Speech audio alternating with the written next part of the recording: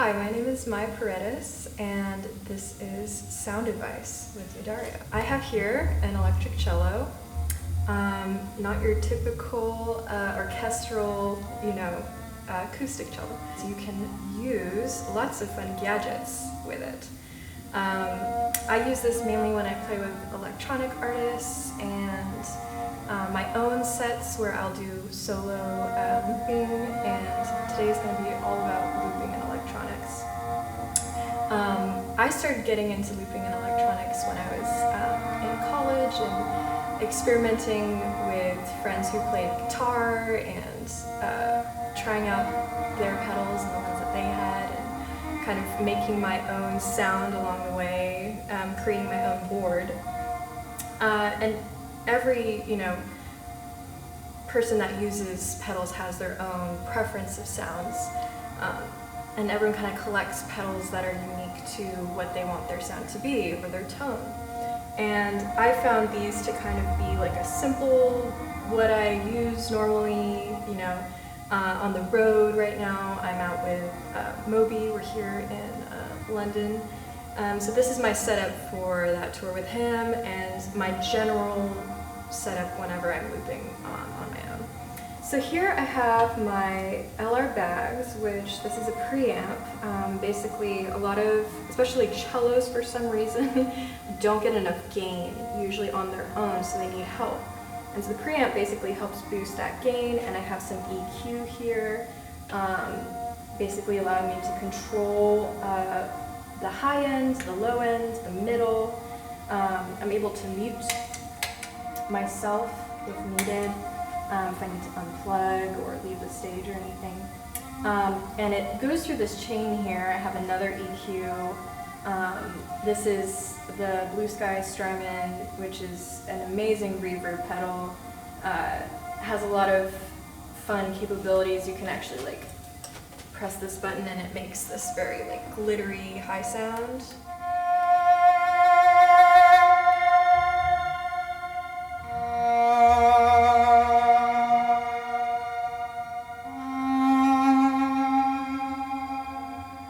I have here my octave pedal, which this is a classic OC5. A lot of the gigs I play, they'll even just ask me to play the bass part, so this really comes in handy for that, or just filling out something, especially when I'm so limited in kind of what I can play. Right?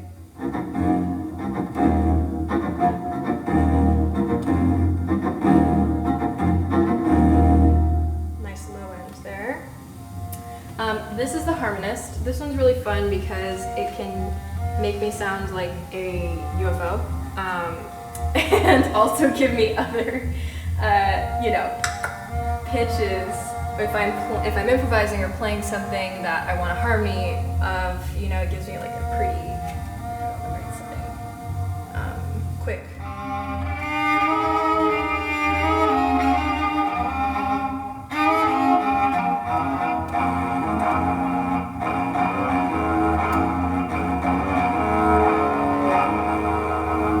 So I don't have to be thinking double stops the whole time.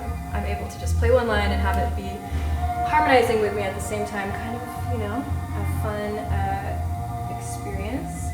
I can do an octave, I can do an octave below. So yeah, this one's really fun. It even has this little S bend, which I can show you. It'll just boost my... Here's my original pitch.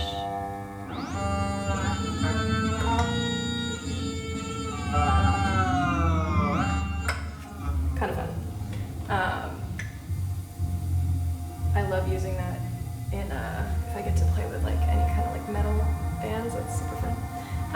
And then we come to my last one. So you basically send all your effects to your loop pedal, because if the loop pedal was over here, I would just be looping my direct sound.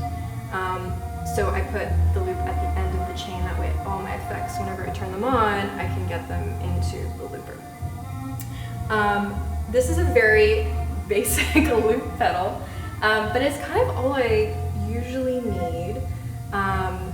There are some where you can have multiple channels and you can have different loops going and take out different ones at different times. You're like basically orchestrating and arranging in real time. It's so fun.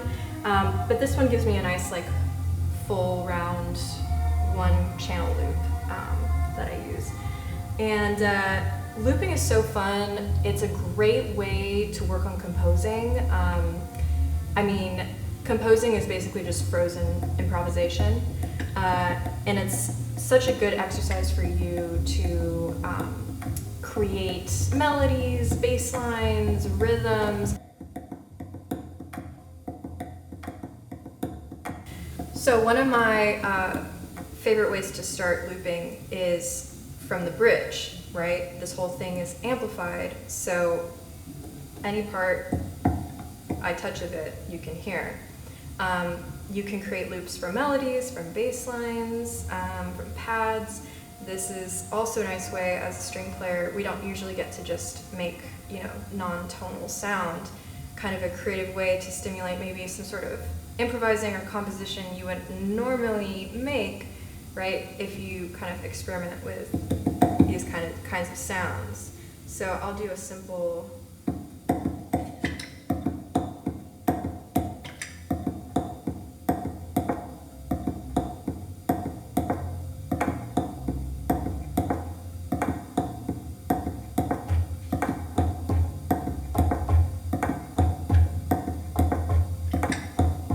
Obviously you can hear it's a cello, but if I play over it, right?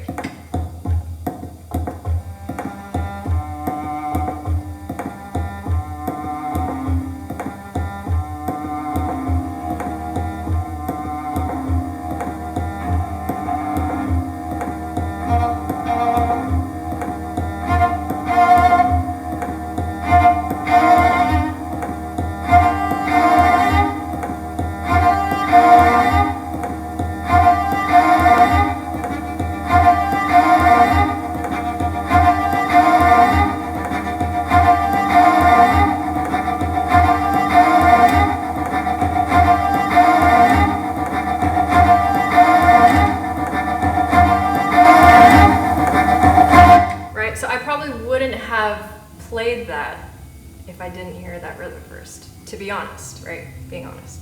So it's a great way to kind of like, be explorative in your brain with thinking about improvising. I try to loop every day if I can. It's definitely like another instrument in a way because it's all about the timing. And it's taken me years to feel comfortable, stopping and ending a loop because depending where you end it, it can be off the beat, it could be before it, it's kind of like this keeper of time. You're almost like a drummer in a way where you have to be so locked into the time. You can also make loops that are completely out of time. I love doing something where I will just create like a spatial environment to be in. Lots of like overlapping things, something along the lines of this.